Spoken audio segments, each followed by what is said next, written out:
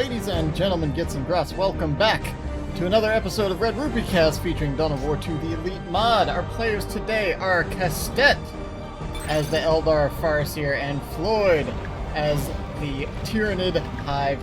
We're on Quest Heresy on the Elite Mod as always. Let's see where this game takes us. Eldar versus Tyranid forces. Looks like we have Dire Avengers coming out as Kastet's second squad. Normally you see Banshees first, I want to say, with the Farseer, but maybe we'll see those coming out next, or perhaps a third Dire Avenger squad going with the Triple Guardians, as we've been known to see from time to time with the Farseer, and two Hormagaunts and a Termagant from our Hive Tyrant player.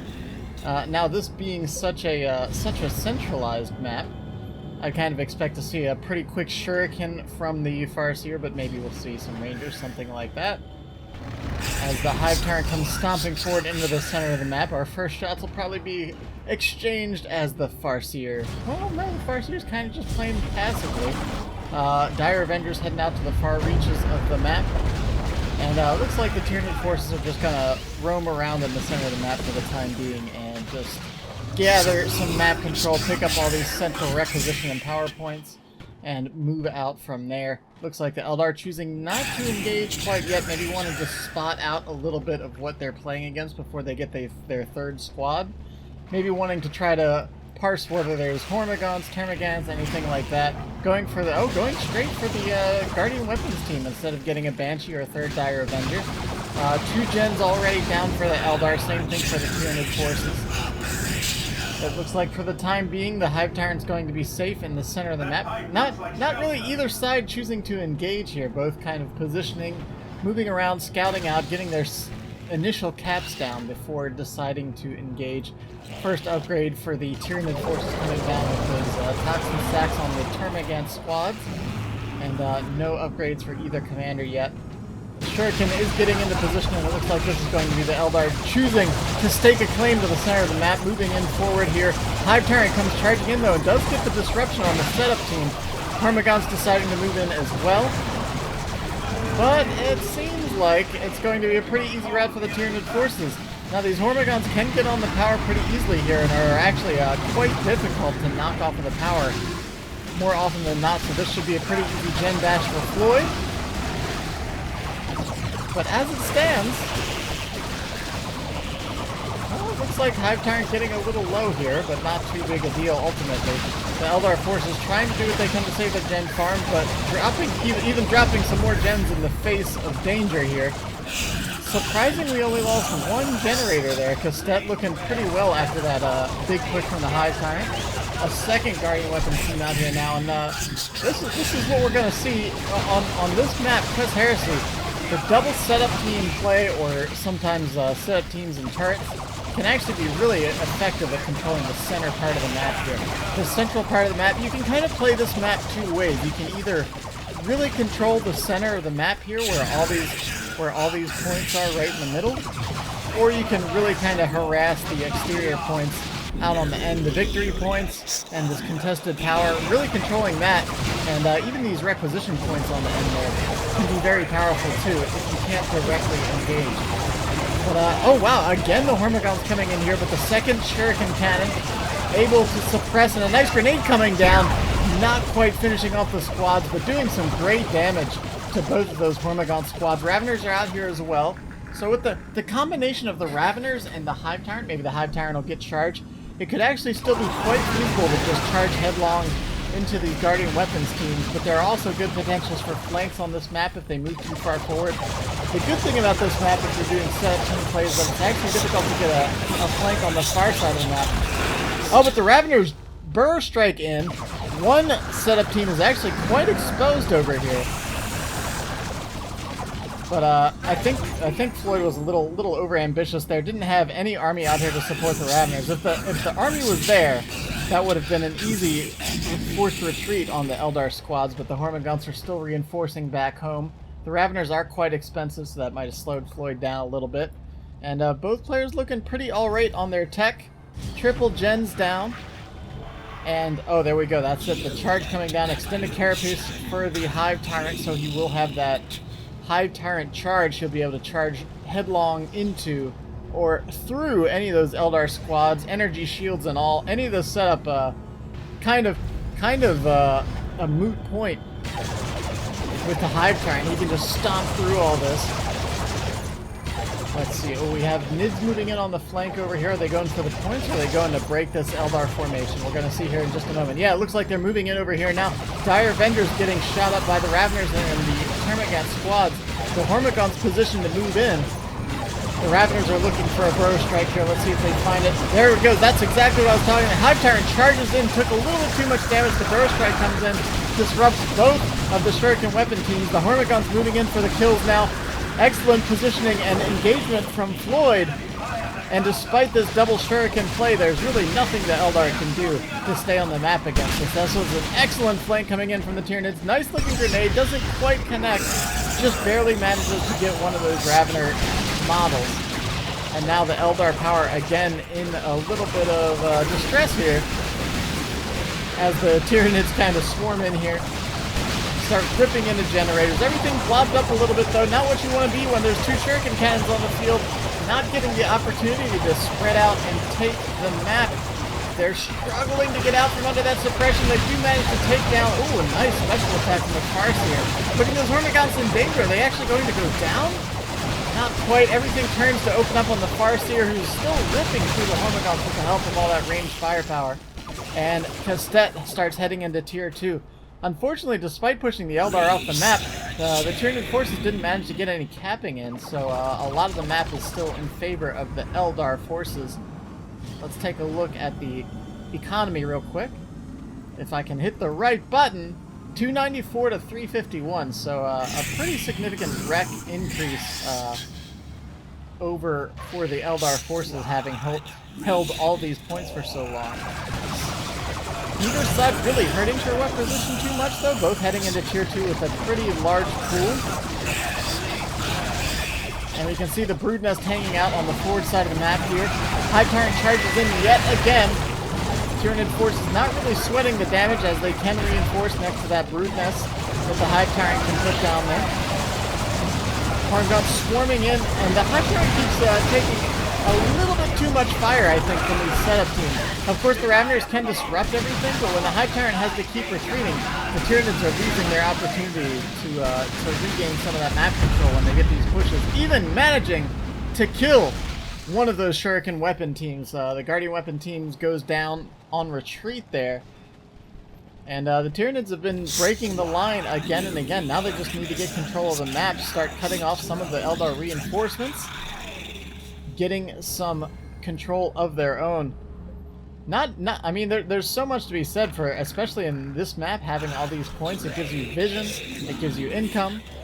You can see the enemy positioning more often than not on this map, so long as the enemy controls the center points here. So Floid in Tier 2 getting a Warrior Brood out here now, and the Falcon already on the field for Kastet. That's going to be a pretty huge thorn in the side of these Tyranid. There's really not much anti-vehicle to be spoken of at all. And I was kind of surprised to not see a Venom Brood, but instead we're seeing a Adrenaline Glen Warrior Brood coming out here. So it's going to make these Hormagaunts a lot nastier. That melee synapse makes them much tougher, much scarier. And without any Banshees out here, I'm kind of surprised to not see Banshees with the Farseer. You normally, like I said at the beginning of the game, you normally see Banshees or triple Dire Avengers to really bring some extra damage into your Eldar army. But we can see Exarchs coming down for the Dire Avengers. Everything's getting leveled up on the Eldar side, now in Tier 2, kind of just powering up all their Tier 1 squads. Hive Tyrant immediately gets that Venom Cannon upon seeing the Falcon. It is such a potent vehicle for Eldar. It does great damage to just about all enemy types.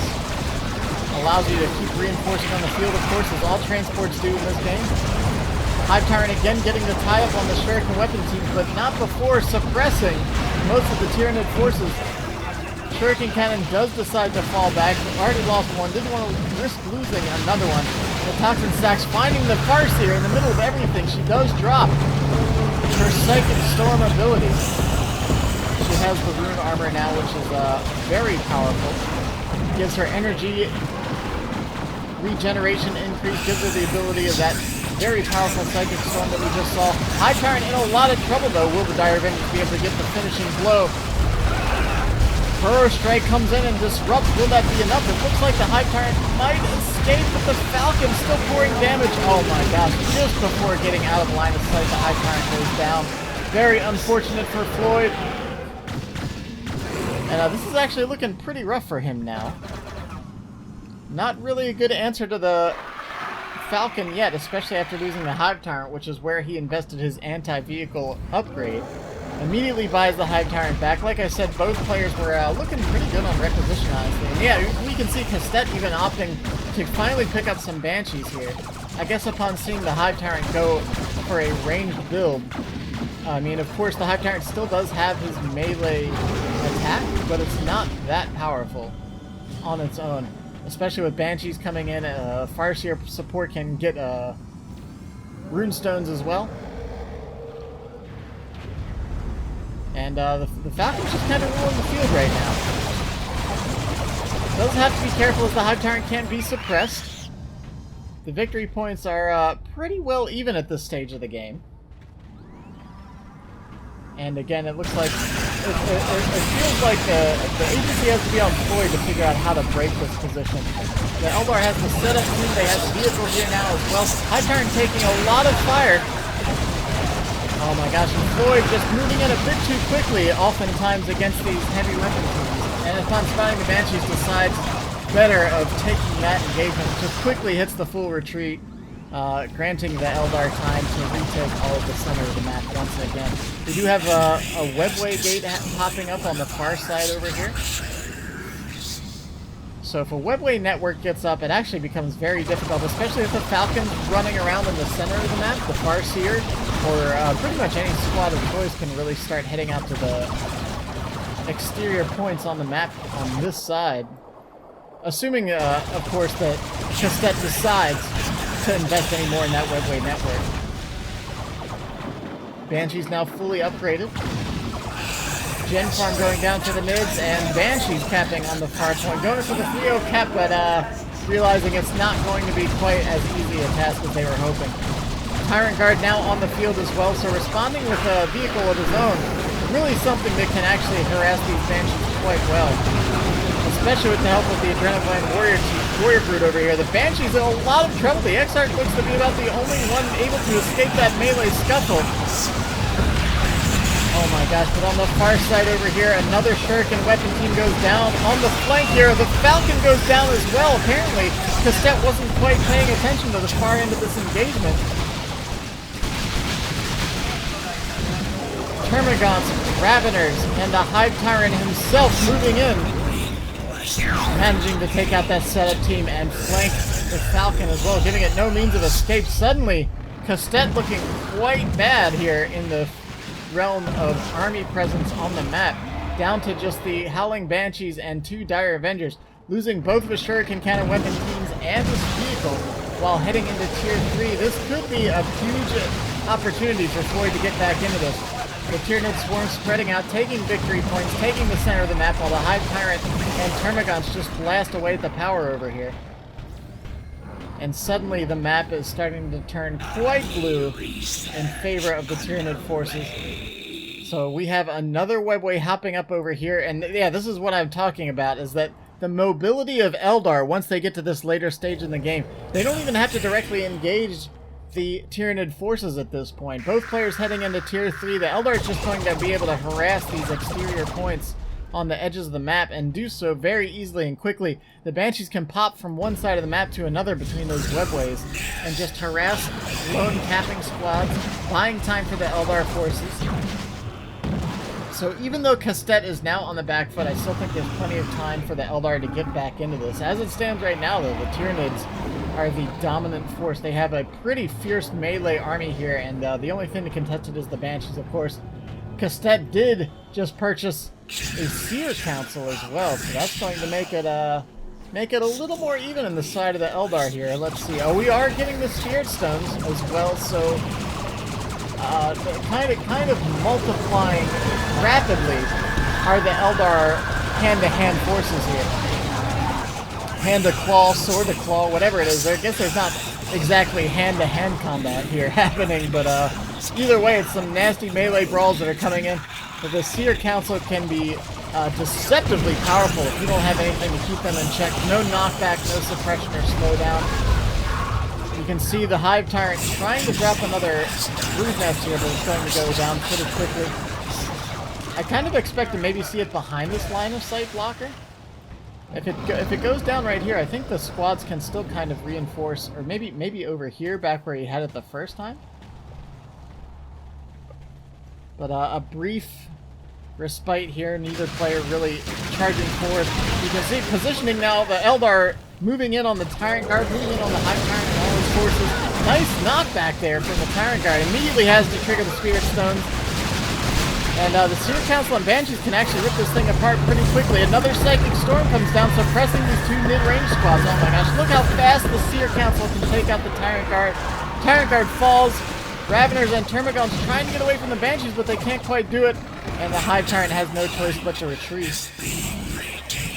However, in the center of the map, some more Dire Avengers do go down, and this match is getting quite scrappy. Both players starting to lose some forces. Floyd's still hanging on to really the core of his army. He's still got the Hormagaunts. He still has the Adrenal Gland Warrior Broods. But with a Fire Prism coming out and a Neurothrope in return from Floyd, I don't know. The triple count's looking rough, and I think with these webways going up, the webway network's just expanding and expanding. Another one now going down right next to this far side point.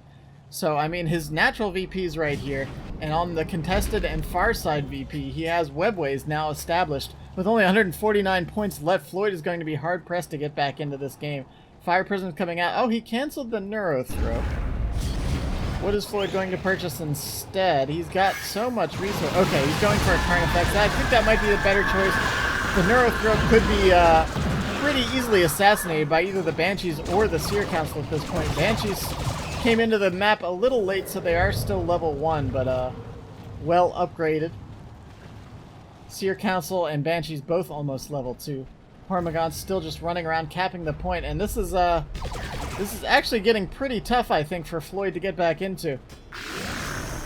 You really kind of want that overwhelming Nid force at this stage in the game, and now that the oh my gosh, the Fire Prism's here too to add some more disruption. The Adrenal Gland Warrior Broods are going to be so easy to assassinate here between the Seer Council, the Banshees, now the Fire Prism as well. I'm not sure if Floyd knows about this far side gate. I feel like he should have an idea that there's one on the contested VP. Oh, and if he didn't know, he knows now. Seer Council and Banshees come screaming out of here, catching the Termagants off guard. The Hive Tyrant's trying to reposition, but he can't quite get anywhere. Now dropping under 100 victory points. The Carnifex is coming out, though. And while the Banshees and Seer Council were able to deal with that Tyrant Guard quite easily, the Carnifex taking a quick swing there and scaring off the melee forces of the Eldar army. One lone Hormagaunt returns home to keep that squad alive, and Floyd needs every squad he can right now as the VPs are quickly ticking down. Now down to about 50, while his opponent is still at almost 400. Excellent webway gate usage here from the Eldar forces. Floyd has just not been able to quite take out the map. And Kastet dropping even more webways. Going to be able to jump around at any point on the map pretty much at this point. The center of the map, the VPs, back to his base to heal up, anything like that. The mobility of the Eldar forces are going to be unmatched at this point, and without having a larger force, I think this is going to be pretty tricky to deal with. Raveners burrow strike away from the Seer Council. Having the ability for a Seer Council and Farseer to pop out into any engagement is such a scary threat at this point. And yeah, we can see he remembers there's a webway over here. I think he's just searching for it right now. And now spotted on this side as well. The Adrenal Gland Warriors can't stand up to that Seer Council, though. He needs something else to deal with this. The Seer Council is just muscling him around at this point with only 50 points remaining. I'm not sure what he's going to be able to do to fight that directly. The Fire Prism and a Bright Lance hanging out in the center of the map so the Carnifex can't really approach from that angle. But honestly, there's 2 points on this side. He could choose to just push up the outside of the map at this stage. His force is now pretty formidable. The scary part with engaging this, when you go for this Tyranid ranged, or this Tyranid melee force though, is that with the Adrenal Gland Warriors so low on health, if he chooses to take a one-on-one fight, the Synapse Bombs alone are going to knock back all his other squads, do some pretty serious damage. It's an easy target for the Eldar to get on, especially with both the Seer Councils and the Banshees doing really good damage to the Adrenal Gland Warriors. The scary part about trying to take out these webways is that an Eldar army can pop out at any time. Farseer showing how powerful she is, dropping the Psystorm again, using the Seer Council to rip through these Tyranid forces. The Termagants go down, the Warriors are in a lot of trouble, as are the Raveners. They're trying so hard, desperately, to break that webway. Of course, at this point, the Eldar has enough Psychic Might to drop another one if they so choose. Floid drops the GG with only 12 points remaining. I think that's a good call. Floid was down to just the Adrenal Gland and the Hormagaunts. The Carnifex and Hive Tyrant were holding strong on this side of the map, but they really weren't able to move out anywhere and support the rest of the Tyranid forces.